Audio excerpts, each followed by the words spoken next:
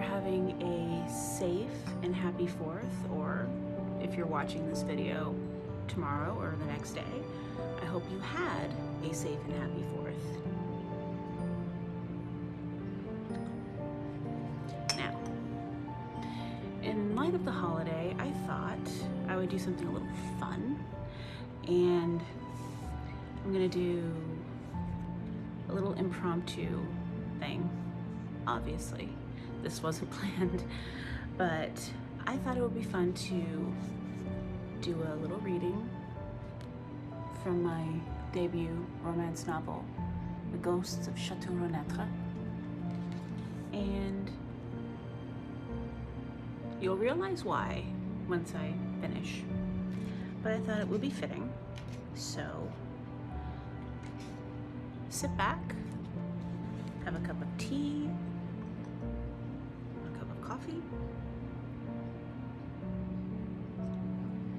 or a cup of whatever your drink of choice is, and just enjoy. Okay.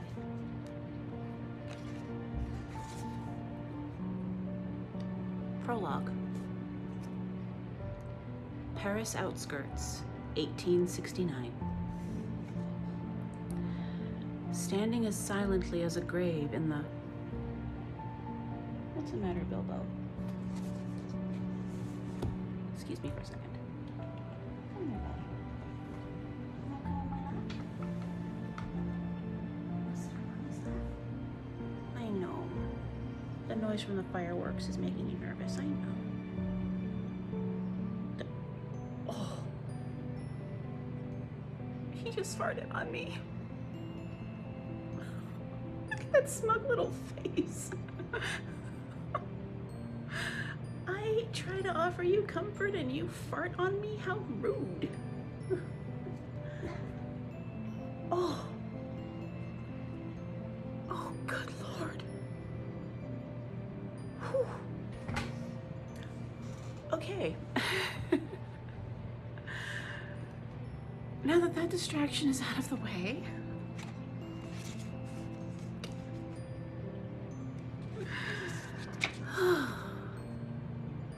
Paris outskirts, 1869. Again, this is from the prologue.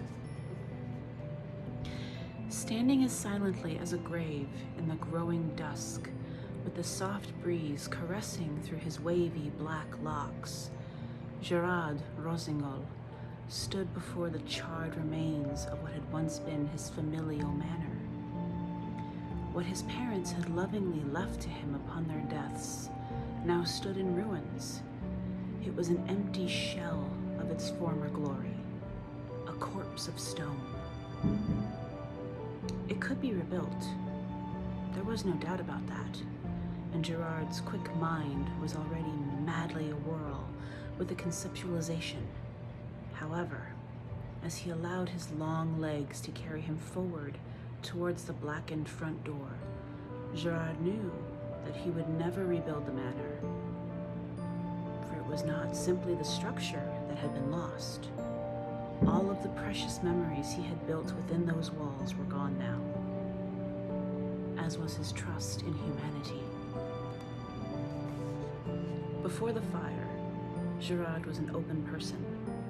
While he was not so foolish as to blindly trust anyone and everyone he met at first glance, he nevertheless did not suspect them of having sinister, ulterior motives.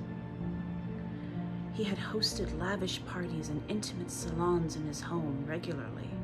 He had also entertained more than his fair share of beautiful women, sometimes more than one at a time. But that version of him was gone now, all because of a woman, Claudette. Gerard could still see her, hear her. He could still smell the soft, delicate scent of her perfume, and he could still feel the softness of her golden curls. The memory of Claudette's kisses still burned on Gerard's lips, and he remembered all too well how hard he would become at the mere thought of her. Claudette had been the one woman who had secured a place within Gerard's heart, and he had fallen so deeply in love with her that he had forsaken all his other lovers for her. Gerard had been so ready to marry her, to build a life with her, and have children with her. He had been so ready to share everything he had in the world with her, and would have done it all with a song in his heart. But then, Claudette had shown her true colors. She had betrayed Gerard in a most visceral way, and with that treachery, Gerard's entire world had come crashing down. Claudette's betrayal had only been the start of it all, but it was what had wounded him the deepest. Not even the eye he had lost in the duel that had followed the destruction of his home in the wake of Claudette's perfidiousness had hurt as badly.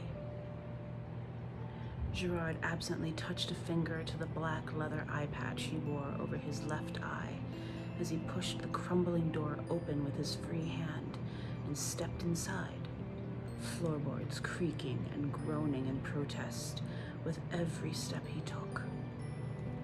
Though the loss of his eye had hurt fiercely at the time, the pain had been fleeting thanks to his rage and adrenaline. Not even the loss of his eye had hindered him in the remainder of the duel. He had won. However, his victory had been bittersweet. It was not simply his eye he had lost that day, but also his ability to trust, as well as the loss of the life that could have been. A month had passed since the night of the duel, and Gerard had only just returned to the corpse of his former home after taking that time to heal and clear his thoughts. While his heart was still deeply aching chasm of misery, his eye had nevertheless healed, and his mind was cleared and able to think logically once more. Rebuilding his life was the next logical step, and he was more than ready to do so. He was not yet prepared to quit his existence and shuffle off his mortal coil. To do so would be an ultimate declaration of defeat. In any case, there was still so much that Gerard wanted to do, so many ideas within him waiting to be brought into fruition. But he could not do any of them here. More to the point, he did not wish to. He had to get out of France. There was nothing left for Gerard in his homeland now, save for tragic memories. Gerard gave a small shake of his head as he felt himself sinking back into a familiar depression. It would do him no good to dwell on his memories. Yet even so, they were all he had now. They were his motivation to not make the same mistakes again. To do this, Gerard had personally vowed that he would never again allow himself to be so weakened by something as inane as love. He would never again open his heart to anyone. He would never again allow himself to be so vulnerable. Since he had been old enough to show an interest in the fairer sex, Gerard's heart has always been tucked away, and just out of reach of his romantic playmates. After all, he had always been a very busy man. Between his skills as an architect, a painter, as well as a composer, he had been in constant demand. A wife and children would have gotten in the way of all that. So Gerard had erected protective barriers around his heart. Barriers that had crumbled the moment he had met Claudette. It had been a mistake that had cost Gerard everything, so he was determined to not make that mistake again. Now was the time for him to reconstruct his heart in its original fashion, except this time, Gerard's heart would be made of stone and sealed within ice. A heart of stone could never be swayed or moved by anything. But most importantly, a heart of stone could never be broken. However, a heart of stone still needed a means of escape.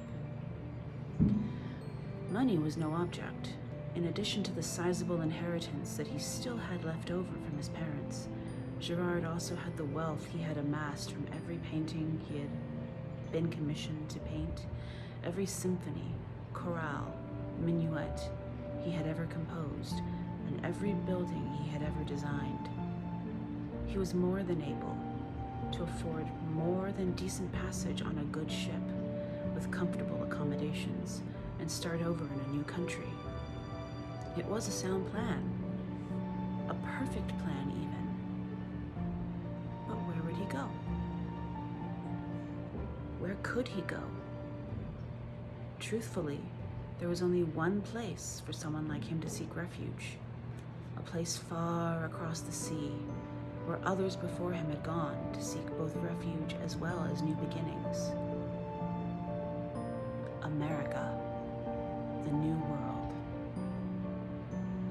A small faction of British subjects had once sought refuge many years ago upon her virgin shores and in her new and welcoming embrace. So why not Gerard? Like those Puritans, others had immigrated to the New World. What was to keep Gerard from following in their footsteps? Absolutely nothing. America, with her promise of new life and fresh futures to all who wanted them, what better place for a man breaking free from his past to seek haven? Compared to other countries in the world, the New World was just that, new. Newness meant opportunity for those clever and quick enough to seize it. America. Gerard's mind was made up. His future lay within the folds of America. He would run into her welcoming arms and thumb his nose at his past. America would be a place, the place, where he would be able to thoroughly rebuild himself from the ground up, just like his future new home. He would work out the finer details of his plan once he had arrived on America's shores, but for now, his current plan would more than suffice.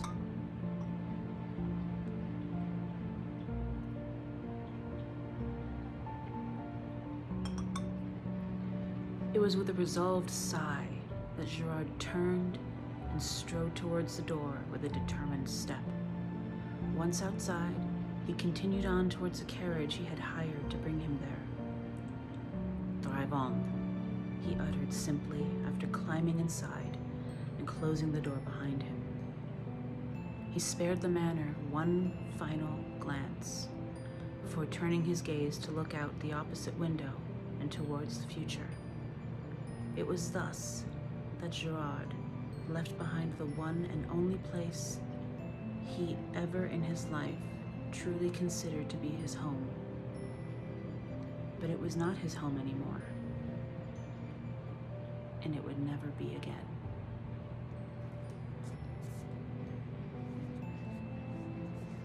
Again, that was taken from the prologue of my debut novel, romance debut novel, The Ghosts of Chateau Renai.